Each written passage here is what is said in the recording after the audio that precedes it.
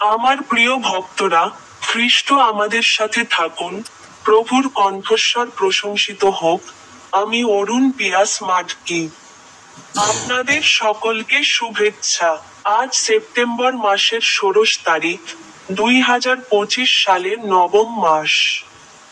ঝাড়খণ্ড রাজ্যের লোহারদাগা জেলার পেশরার, কেদলি, গ্রাম অংশ 2 এবং আজ সকালে আমি গ্রামের কোড়েঘরের সামনে ক্যাথলিক ধর্মের উপজাতিদের জন্য নতুন পাকা রাস্তা দেখতে পেলাম।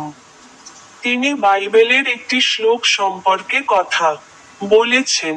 হিতোপদেশ অধ্যায় 4 শ্লোক নম্বর 26 বলেছেন, তোমাদের পায়ের জন্য পথ সমতল কর। তাহলে তোমাদের সকল পথ মসৃণ হবে। তোমাদের সকলকে শুভেচ্ছা।